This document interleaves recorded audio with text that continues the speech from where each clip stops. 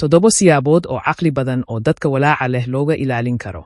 Si kasta oo aad u degan tahay oo aad isugu daydo inaad ahaato, dadka qaarkood waxay yaqaaniin sida loo tijaabiyo dulqaadkaaga. Haddii ay tahay shaqaale cadaadin ah, saaxiib sun ah, ama qaraabo tamarta kaa saaraya, la macaamilka dadka ku culaysiya waxay dhibaato weyn u geysan kartaa fayoobida maskaxdaada.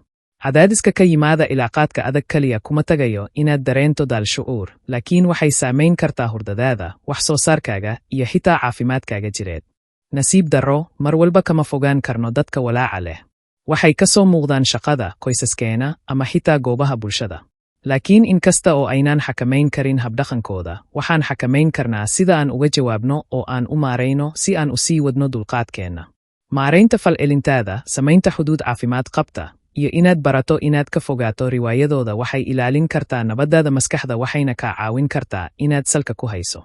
La macaamilka dadka walaaca leh waa khiyaamo la baran karo oo la baran karo waqti kadib. Waxay u baahan tahay dulqaad, caqligal shucuureed, iyo inaad mudnaanta siiso wanaaggaaga. Halkan waxaa ah 7 dariiqo oo caafimaad qaba oo lagu maareeyo dadka ku dhiba. Samee xuduud cad oo ku dheji. Dadka walaaca badana waxay inta badan ka gudbaan xuduudaha shakhsi ahaaneed, mararka qaarkood xitaa iyaga oo aan ogayn. Baro inaad tidhaahdo maya markaad u baahato oo si cad u qeex xadkaaga. Uma baahnid inaad caddayso ama aad u sharaxdo taas, sababtoo ah ixtiraamka booskaaga ayaa sabab kugu filan. Xuduuduhu maaha inay dadka ka riixaan, laakiin waxay ku saabsan yihiin ilaalinta caafimaadkaaga shucuureed. Yaree inaad diyaar u tahay marka ay suurtagal tahay. Haddii qof si joogto ah tamartaada u daadiyo, waa caadi inaad dib u laabato. Uma baahnid inaad si buuxda u jarto, laakiin yaraynta wakhtiga aad la qaadato iyaga waxay yarayn kartaa saameyntooda. Ka faa'iidayso wakhtigaaga iyo naftaada si xikmad leh adiga oo mudnaanta siiya dadka ku koraya ee ha ku daalin. Ha u qaadan habdhaqankooda shakhsi ahaan. Dadka adag waxay inta badan u dhaqmaan siyaalo lama filaan ah, sababtoo ah arrimo iyaga u gaar ah, ma aha wax aad samaysay. Markaad dareen ahaan ka godo habdhaqankooda, waxaad ka qaadaysaa awoodda ay ku saamaynayso. Waa in qofku had iyo jeer xasuusnaado in qofka kale walaaciisa, xanaaqiisa, ama riwaayadiisa ay wax ka badan ka sheegto iyaga. Ku celceli ka goynta dareenka. Qof kasta uma qalmo tamartaada shucuureed, gaar ahaan kuwa sida joogtada ah kuu caddeeya. Halkii aad ka falcelin lahayd, isku day in aad u fiirsato habdhaqanka sida aad u daawanayso muuqaal filim, gooy oo dhexdhexaad ah. Fikirkani wuxuu caawiyaa in laga fogaado in lagu jiido fowdo. Faallo ama fal kasta jawaab uma baahna. Ku celcelinta ka goynta shucuureed waxay ilaalisaa nabada qofka waxayna siinaysaa caddaymo uu kaga jawaabo kaliya marka loo baahdo. Waa hab macquul ah oo lagu dejin karo, xitaa marka qofka kale uusan ahayn. Isticmaal farsamooyin isgaarsiineed oo deggan. Marka ay waajib tahay inaad ka qayb gasho, si taxadar leh u dooro erayadaada. Si tartiib ah u hadal, isteji, hana uga jawaabin sida ay samaynayaan si aadan ugu dhigmin tamartooda.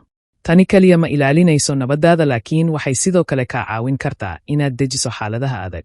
Inaad sheegto waxa aad dareemayso ama ismuujinayso adiga oo aan xanaaqin oo xakamayntaada lumin waa furaha, waa in qofku isku dayo inuu fikirkooda ka hadlo adiga oo aan dabka sii hurin.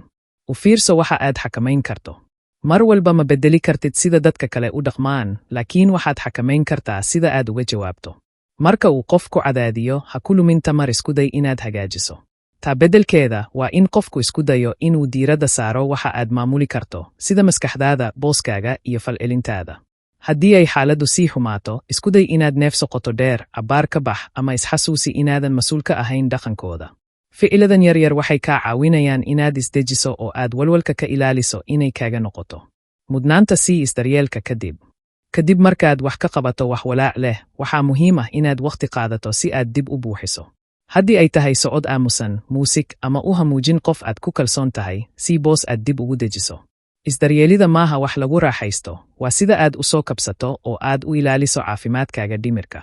Cadaadiska ayaa maskaxdaada ku sii jiri kara haddii aadan sii dayn, sidaas darteed waxaa lagama maarmaan ah in aad ka saarto walaaca qaar ama habka.